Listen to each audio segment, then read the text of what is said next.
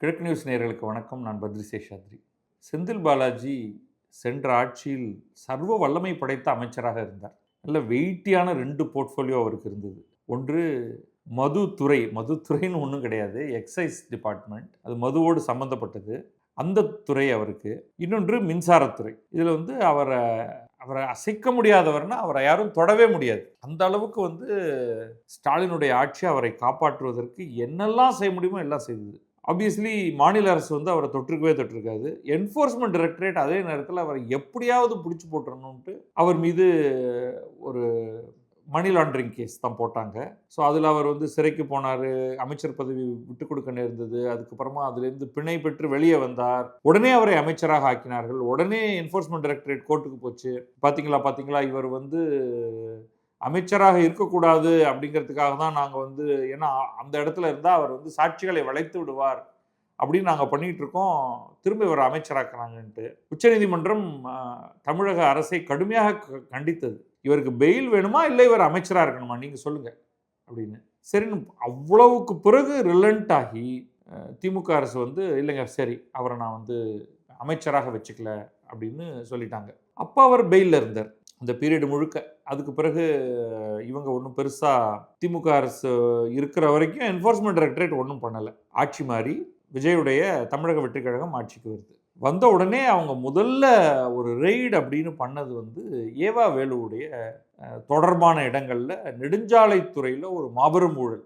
ரோடே போடாமல் ரோடு போட்டதாக சொல்லி அதுக்கு பிறகு அந்த கம்ப்ளைண்ட் திமுக ஆட்சியில் இருக்கும் பொழுதே போய் அவங்க அதை பற்றி கவலையே படாமல் போலீஸை வைத்து போடாததாக சொன்ன இடத்தில் மீண்டும் ஒரு சாலையை அமைத்து என கேட்டால் இல்லைங்களே போட்டவங்களே அதோ பாருங்க ரோடு என்பதை போல காண்பித்து விடலாம் என்று அந்த வழக்கு இப்பொழுது தூசி தட்டி எடுக்கப்பட்டு அது ஒரு ப்ராசஸ் ஒன்று ஓடிட்டு இருக்கு. அதே மாதிரி டாஸ்மாகில் முறைகேடு என்று ஒரு எஃப்ஐஆர் பதிவு செய்யப்பட்டு பல்வேறு இடங்களில் ரெய்டு நடந்திருக்கிறது நேற்றைக்கு. இது நடந்தது நேற்றைக்கு.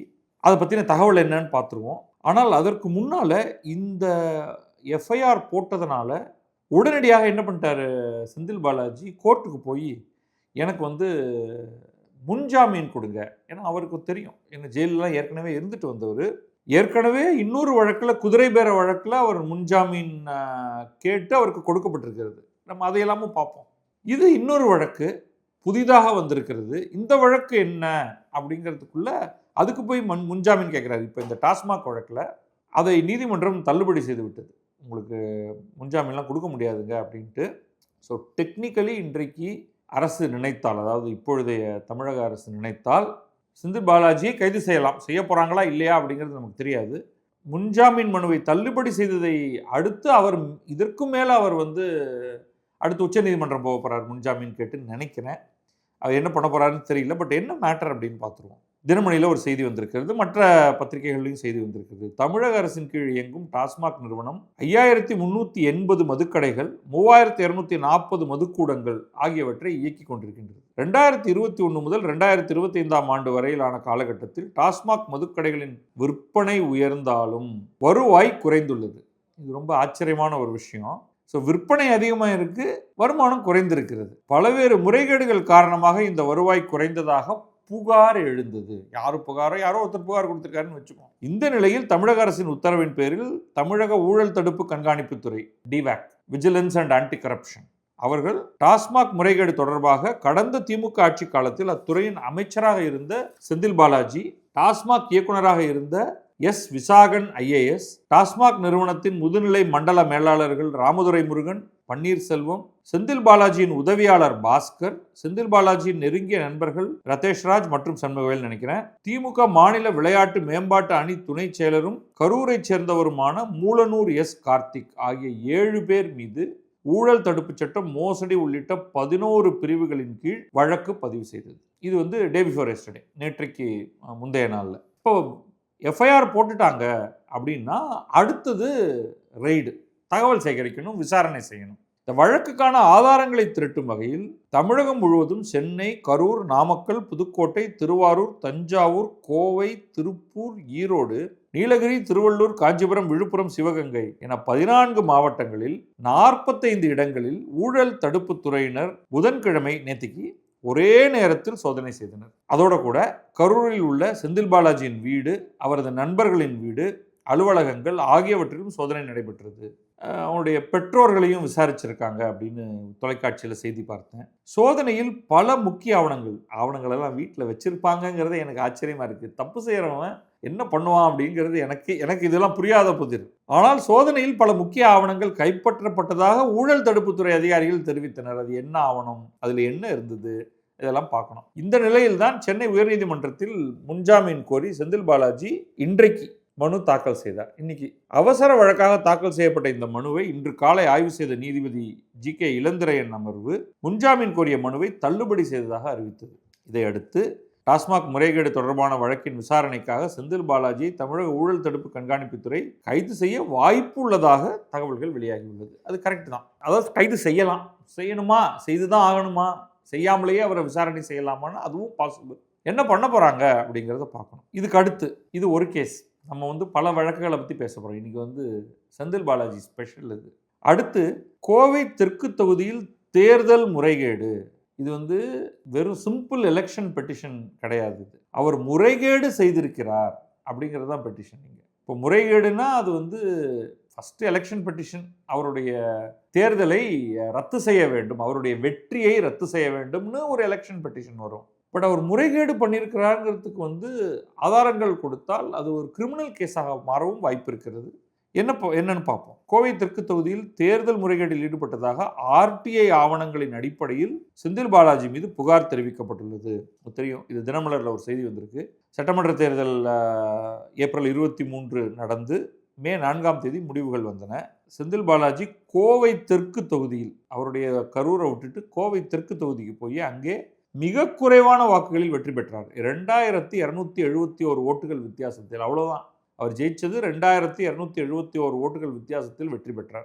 அங்கே எக்கச்சக்கமாக பணம் பட்டுவாடா செய்யப்பட்டதாக புகார் எழுந்தது. கரூரிலிருந்து வந்த 13 சுயேட்சைகள் கோவை தெற்கில் போட்டியிட்டனர். இது என்ன பண்ணுவாங்கன்னா, இதில் சில கில்லாடிங்கள்லாம் இருக்காங்க. உங்கள் எதிரி இருக்கார் இல்லையா, அவருடைய பேர் இப்போ தங்கமணி, தங்கசாமி, என்னவோ ஒரு பேர் வச்சுங்க, நாகநாதன், ஏதோ ஒரு பேர். அப்போ அதே பேரில் இருக்கிற ஒரு 10 பேர் இனிஷியல் மட்டும்தான் வேறையாக இருக்கும். உங்களுக்கு நான் உங்களுடைய செலவுகள் எல்லாம் பார்த்துக்கிறேன், சும்மா நின்னீங்கன்னா போதும் அப்படின்ட்டு களத்தில் இறக்குவாங்க. இது என்னடா, எதனாலடா அப்படின்னு நான் யோசித்து பார்த்தா ரொம்ப சிம்பிள். க்ளோஸ் தேர்தல். இப்போ சில மக்கள், ரொம்ப எளிமையான மக்கள் தானே நம்மள்ட்ட நிறைய பேர், அவங்க பேர், சின்னம் இதெல்லாம் சரியாக பொருத்தாமல் என்ன பேர்ரா, நம்மாலு பேர் இதுவா அப்படின்னு சொல்லிட்டு சின்னத்தை விட்டுட்டு அந்த ஆளுக்கு ஒரு 100 ஓட்டு 200 ஓட்டு போடுறாருன்னு வச்சுக்கோங்க. இந்த மாதிரி நீங்கள் 14 பேரை இறக்கிருக்கீங்க. இந்த 14 பேர் ஆளுக்கு ஒரு 100 ஓட்டு வாங்கிட்டாங்கன்னா அந்த பேர் கன்ஃபியூஷனில் உங்களுடைய எதிராளிக்கு ஒரு 1500 ஓட்டு போயிடுச்சு. ஏன்னா உங்களுடைய வெற்றிக்கு தோல்விக்கு பாருங்களேன், வெறும் 2271 ஓட்டில் ஜெயிச்சிருக்காரு. ஸோ இந்த டெக்னிக்கை காலகாலமாக பின்பற்றிக்கிட்டு இருக்காங்க. இது ஒன்றா. அடுத்தது பைசா விநியோகம். திமுக சார்பில் வாக்காளர்களுக்கு ஒரு வாக்குக்கு 5000 ரூபாய் டோக்கன் விநியோகம் செய்ததாக புகார் கொடுக்கப்பட்டது. அப்ப ஆக்ஷன் ஏப்ரல்லையே புகார் கொடுத்திருக்காங்க. பணம் கொடுத்து தேர்தல் விதிமுறைகள் மீறியதாக மறுமலர்ச்சி மக்கள் இயக்கம் தலைவர் ஈஸ்வரன் மனு அளித்திருந்தார். சரி, இந்த மறுமலர்ச்சி மக்கள் இயக்கம்ங்கிறது ஒன்றும் ஒரு பெரிய கட்சி கிடையாது. கோர்ட்டுக்கு போறீங்க அப்படின்னாலே செலவாகும். உங்களுக்கு ஒரு வழக்கறிஞர் வேணும், வழக்கறிஞர் வாதாடணும். அவர் இந்த மாதிரி எலெக்ஷன் பெட்டிஷன்னா அது மெட்ராஸ் ஹைகோர்ட் தான் கொண்டு போய் போடணும், லோக்கல் கோர்ட்டில் பண்ண முடியாது. அப்போ அதுக்கு போக்குவரத்து செலவுலேருந்து உங்களுக்கு வேணும். அப்போ அதெல்லாம் யாராவது ஒருவர் இதையெல்லாம் பார்த்து கொள்வார். அவ்வளோதான். ஸோ இவங்க தகவல் அறியும் உரிமை சட்டத்தை பயன்படுத்தி ஈஸ்வரன் என்ன பண்ணியிருக்காரு, கோப்புகளை எல்லாம் ஆய்வு செய்திருக்கார். ஆய்வு செய்துட்டு அவர் சில தகவல்கள் கொடுக்குறாரு. கோவை தெற்கு தொகுதியில் 48 புகார்கள் கொடுக்கப்பட்டன. அதில் 2 மட்டும்தான் எஃப்ஐஆர் போட்டிருக்காங்க. ஒரு புகாருக்கு சிஎஸ்ஆர் கொடுக்கப்பட்டுள்ளது. இப்போ சிஎஸ்ஆர் அப்படின்னா அது கம்யூனிட்டி சர்வீஸ் ரெஜிஸ்டர்னு பேர். எஃப்ஐஆருக்கும் சிஎஸ்ஆருக்கும் என்ன வித்தியாசம் அப்படின்னா, காக்னைசபிள் அஃபென்ஸ், ஒரு குற்றம் நடந்திருக்கிறது அப்படிங்கிறத இப்போ இதுக்கே சொல்லுவோமே, திமுகவினரை சேர்ந்தவர்கள் எனக்கு 5000 ரூபாய் கொடுத்தார்கள் அப்படின்னு நீங்கள் புகார் போட்டிங்கன்னா அதுக்கு மேலே எஃப்ஐஆர் போடணும். ஏன்னா அங்கே குற்றம் நடந்திருக்கிறது, குற்றத்தை செய்திருக்கிறார் ஒருவர், அவர் பேர், அவர் முகம் அதெல்லாம் உங்களுக்கு தெரியாமல் இருக்கலாம். ஐயா, என்கிட்ட ஒருத்தர் திமுகன்னு சொல்லிக்கிட்டு 5000 ரூபாய் கொடுத்தார் அப்படின்னா அங்கே ஒரு காக்னைசபிள் அஃபென்ஸ் உருவாகுது. அப்போ அதுக்கு நீங்கள் எஃப்ஐஆர் போடுவீங்க.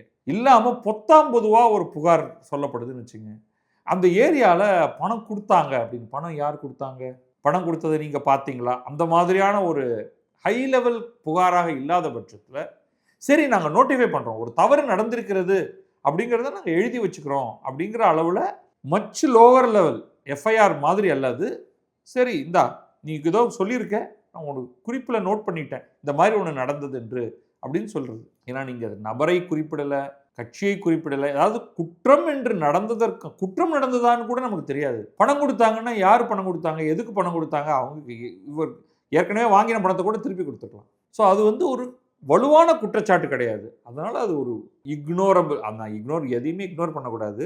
எஃப்ஐஆர் கிடையாது, அவ்வளோதான் இங்கே முக்கியம். ராமநாதபுரம்னா கோயம்புத்தூரில் இருக்கக்கூடிய ராமநாதபுரம்ங்கிற பகுதியில் 2 சம்பவங்களில் 1,86,000 ரூபாய் 42,500 ரூபாய் பறிமுதல் செய்யப்பட்டது. இந்த வழக்குகளில் தலா ஒருவரை கைது செய்துள்ளனர். கைது செய்திருப்பவர் யாருன்னா லோ லெவல் கட்சி ஃபங்க்ஷனரி ஒருத்தரை இவர் கொடுத்தாருங்கன்னு சொல்லி கைது பண்ணியிருப்பாங்க.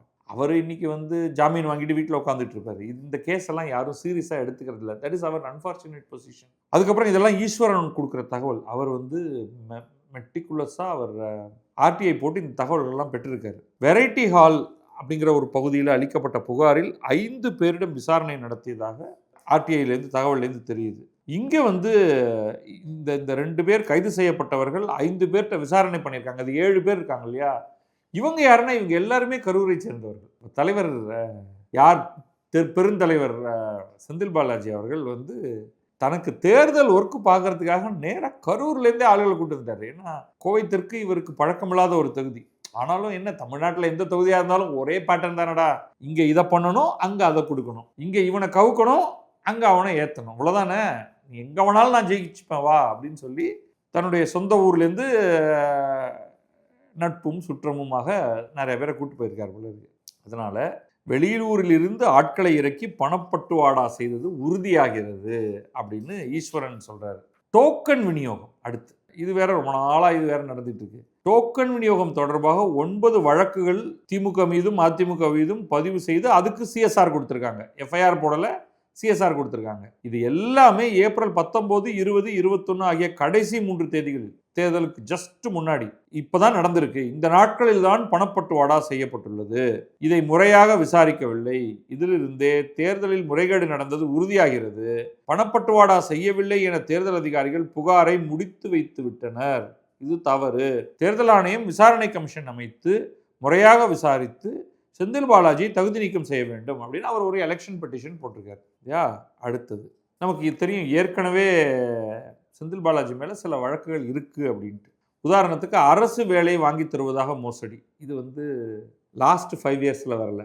அதுக்கும் முன்னாடி அவர் வந்து அதிமுகவில் இருந்தபொழுது, அமைச்சராக இருந்தபொழுது செய்த விவகாரம் அது. டாஸ்மாகில் 1000 கோடி முறைகேடு ஒரு கம்ப்ளைண்ட் இருக்குது. அதை ஒட்டி தான் வந்து இப்போ நடந்த ரெய்டு வந்து டாஸ்மாக் சம்பந்தமானது. அதுக்கப்புறமா எலக்ட்ரிசிட்டி டிபார்ட்மெண்ட்டில் டிரான்ஸ்ஃபார்மர்கள் வாங்கியதில் 397 கோடி முறைகேடு உள்ளிட்ட வழக்கு இதெல்லாம் இருக்குது அவர் மீது. இந்த வழக்கை தவிர, அதாவது இந்த டாஸ்மாக் 1000 கோடி முறைகேடு வேற வழக்கு போல இருக்கு. அதை தவிர வந்து இப்போ நேத்திக்கு நடத்தியிருக்கிறது வந்து ஒரு புதிய வழக்கு போல தோன்றுகிறது. இது நம்ம பார்த்தோம் எங்கெங்கெல்லாம் வந்து ரெய்டெல்லாம் பண்ணியிருக்காங்க அப்படிங்கிறது. இந்த ரெய்டில் இது ரொம்ப முக்கியமான இன்னொரு டேட்டா ஒன்று வருது. நம்ம வந்து ஒரு 7 பேர் பேரை பார்த்தோம், யார் யார் மீதெல்லாம் ரெய்டு பண்ணியிருக்காங்க, யாரெல்லாம் எஃப்ஐஆரில் சேர்க்கப்பட்டிருக்காங்கன்ட்டு. அதில் பல இடங்களில் விசாரணை நடந்தது, எல்லாம் நடந்திருக்கு. ஆனால் அடிஷ்னலி ஃபர்தர் தகவல் இந்த ஆர்டிக்கிள் என்ன இருக்குன்னா, திருவாரூர் மாவட்டம் மன்னார்குடி அருகே எம்பி டிஆர் பாலுவுக்கு சொந்தமான மதுபான தொழிற்சாலையிலும், புதுக்கோட்டை மாவட்டம் கந்தர்வக்கோட்டை அருகே கல்லாக்கோட்டையில் உள்ள தனியார் மதுபான ஆலையிலும், அதோட ஓனர் பேர் சொல்லலை, அங்கேயும் நடத்தியிருக்காங்க. அது மாதிரி வந்து டாஸ்மாக் அலுவலகத்தை தாண்டி டிஆர் பாலுவுக்கு சொந்தமான மதுபான ஆலையிலும் ரெய்டு நடந்திருக்கிறது அப்படிங்கிறத சேர்த்துக்கணும். இந்த டாஸ்மாக் முறைகேடு தொடர்பாக சென்னையில் செந்தில் பாலாஜியிடம் 3 மணி நேரம் விசாரணை நடந்திருக்கிறது. அதுக்கு பிறகு தான் அவர் வந்து இன்றைக்கி காலையில் அந்த விசாரணையிலேயே அவருக்கு ஒரு மாதிரி தெரிஞ்சு போயிடுச்சு, நம்ம வந்து பெட்டர் முன்ஜாமீன் கேட்டுடுவோன்ட்டு ஆனால் அது வந்து ரிஜெக்டட். இதில் வந்து லஞ்ச ஒழிப்புத்துறை அவங்க ஒரு அறிக்கை வெளியிட்டிருக்காங்க. அதில் அவங்க இதான் சொல்கிறாங்க, 45 இடங்களில் மதுபான ஆலைகள், பாட்டில் நிறுவனங்கள்லாம் பாட்டிலிங் பிளான்ட்னு சொல்கிறது. பெரிய பேரலில் மது எடுத்துக்கொண்டு வரப்பட்டு பாட்டிலாக ரொப்பி அது மேலே சீல் வைப்பாங்க, அதை டிஸ்ட்ரிபியூட் பண்ணுவாங்க. அது கொக்கோ கோலாலேருந்து ஆரம்பித்து மல்டிபிள் செட்ஸில் அது மாதிரி நடக்கும். டாஸ்மாக் சரக்குகளை கையாளும் போக்குவரத்து நிறுவனங்கள், மாவட்ட டாஸ்மாக் அலுவலகங்கள் இங்கெல்லாம் சோதனை நடந்தது. சோதனையில் குற்றம் புரிந்ததற்கான ஆவணங்கள், டிஜிட்டல் ஆவணங்கள் ஆகியவை கைப்பற்றப்பட்டன. ஓரிடத்தில் உரிமையாளர் சோதனை சமயத்தில் இல்லாததால் அவ்விடத்தில் குற்றம் புரிந்ததற்கான ஆவணங்கள், சாட்சியங்கள் மறைத்து வைத்திருக்க கூடும் என்று நம்புவதற்கான நியாயமான காரணங்கள் இருந்ததால் அவ்விடத்தை வருவாய்த்துறை அலுவலர்கள் முன்னிலையில் சீல் வைத்திருக்கிறோம் அப்படின்னு சொல்லியிருக்காங்க. அதாவது எப்பவுமே இந்த மாதிரியான ரெய்டு நடக்கும் பொழுது அந்த இடத்துடைய ஓனர் அல்லது பொறுப்பான அதிகாரி, ஏன்னா இப்போ கவர்மெண்ட் அலுவலகம்னா அங்கே வந்து ஓனர் இருக்க முடியாது, அவர் தான் பொறுப்பு அதிகாரி, அவர்கள் முன்னிலையில் சோதனை நடத்தும். ஒரே ஒரு இடத்துல மட்டும் அப்படி இல்லைங்கிற காரணத்தால் அதை சீல் வச்சிருக்காங்க, அதை வந்து வில் ஃபாலோ. ஸோ இது என்ன ஆக போகிறது, வழக்கு பதியப்பட போகிறதா, அதில் சார்ஜ் ஷீட் எப்போ வரும், அதுக்கு முன்னாடியே செந்தில் பாலாஜியை கைது செய்வார்களா, மேலும் சிலர் அதில் ஐஏஎஸ் ஆஃபீஸர்கள், டாஸ்மாக் அலுவலகத்தை சேர்ந்த முந்தைய ரெஜிமில் வேலையை செய்தவர்கள், அவங்களெல்லாம் எஃப்ஐஆரில் அவங்க பேரெல்லாம் வந்திருக்கு. ஸோ அந்த எஃப்ஐஆர் ஃபுல்லாக நமக்கு கிடைக்கும் பொழுது அதில் என்ன முறைகேடு நடந்திருக்கு அப்படிங்கிற தகவல் நமக்கு கிடைக்கலாம். அப்புறம் குதிரை பேர வழக்கு உங்களுக்கு ஏற்கனவே தெரியும், அது இன்னும் ஓடிட்டு இருக்கு, அது விசாரணை நடந்துட்டு இருக்கு. அதில் இவர் வந்து முன் ஜாமீன் வாங்கிட்டாரு. முன் ஜாமீன் வாங்கிட்டா அதில் வந்து ஸ்ட்ரிக்ட் கண்டிஷன் இருக்கு. காலையிலும் மாலையிலும் செந்தில் பாலாஜியும் அவருடைய சகோதரர் அசோக் குமாரும் போய் திருவல்லிக்கேணி காவல் நிலையத்தில் கையெழுத்து போட்டு வரணும், அது நடந்துகிட்டு இருக்கு. இதில் கையெழுத்து போட்டு வரணும் அப்படின்னா இந்த சிங்கம் படம் ஞாபகம் வருது. அதில் வந்து பிரகாஷ்ராஜ் தூத்துக்குடியில் போய் கையெழுத்து போட்டு வரணும். அதனால் அவர் வந்து தினமும் விமானத்தில் வந்து கையெழுத்து போட்டு வர்றாரு, அங்கே போய் ரகலையெல்லாம் பண்ண பார்ப்பார். அந்த சீன் உங்களுக்கு ஒரு வேளை ஞாபகம் இருக்கலாம். நான் பார்த்த அரிதினும் அரிதாக பார்த்த தமிழ் படங்கள் அதுவும் ஒன்று. இப்போ கூட அது வந்து 1 or 2 மறந்து போயிடுச்சு. அதே மாதிரி இவர் என்ன பண்ணணும்னா, ஆக்சுவலாக செந்தில் பாலாஜி அதெல்லாம் பண்ணணும். தனி விமானத்தில், ஏன் விஜய் மட்டும்தான் தனி விமானத்தில் போகணுமா, நான் போகக்கூடாதா? கரூர்லேருந்து ஒரு சின்ன ஒரு ஏர் ஸ்ட்ரிப்பை அவர் ஏற்பாடு பண்ணி ப்ரைவேட்டாக, அதில் அவர் வந்து விமானத்தில் ஏறி கரூர்லேருந்து காலையில் கிளம்பி சென்னைக்கு வந்து கையெழுத்து போட்டு திருப்பி வந்து பிரேக்ஃபாஸ்ட் சாப்பிட்றதுக்கு அவர் வந்து கரூர் போயிட்டு திருப்பி மாலையில் அங்கே டீ சாப்பிட்டுட்டு இங்கே வந்து கையெழுத்து போட்டுட்டு விமானத்தில் நேராக வந்து இறங்கி கையெழுத்து போட்டு திருப்பி அவர் விமானத்தில் கிளம்பி கரூர் போயிடணும் நைட்டு டின்னர் சாப்பிட்றதுக்கு. அந்த மாதிரி கெத்து உள்ள ஆள் தான் அவர். ஸோ அது வேற. அப்போ இதே சமயம் அவர் வந்து அரெஸ்ட்டும் ஆகலாம் என்ற தகவல் நமக்கு இருக்குது. இதை தவிர அதாவது அவங்க குடும்பமே வந்து அவங்க என்ன பண்ணுறாங்கன்னா, அவங்க வந்து ஒரு பல ஆயிரம் வக்கீல்களுக்கு தேவையான அளவுக்கு விஷயம் பண்ணி வச்சுருக்காங்க. கரூரில் வருமான வரித்துறை அதிகாரிகள் தாக்கப்பட்ட வழக்கில் செந்தில் பாலாஜியில் அவருடைய தம்பி அசோக் குமார் அவர் வேற முன்ஜாமீன் வாங்கியிருக்காரு அங்கே கரூரில் ஒரு கோர்ட்டில். ஸோ இப்படி இவர்கள் மீது வழக்கு மேல் வழக்காக பாய்ந்து கொண்டிருக்கிறது. அந்த பக்கம் யோசிப்பாங்க நம்ம என்ஃபோர்ஸ்மெண்ட் டைரக்டரேட் ஆளுகள்லாம், அட பாவிகளா, நீங்கள் ஆட்சியில் இருக்கும் பொழுது நியாயமான ஒரு கேஸை கொண்டு வந்து உங்களை பிடிச்சி உள்ளே போடலாம் அப்படின்னு பார்த்தா என் கண்ணில் விரலை கொடுத்து ஆட்டினீங்க. ஆட்சி மாற்றம் நடந்தோடனே பாருங்கள், இன்னொரு ஆட்சி வந்துருச்சு, உங்கள் எல்லாரையும் வந்து பண்டு பிடிங்கின பாம்பு மாதிரி ஆக்கிட்டாங்க.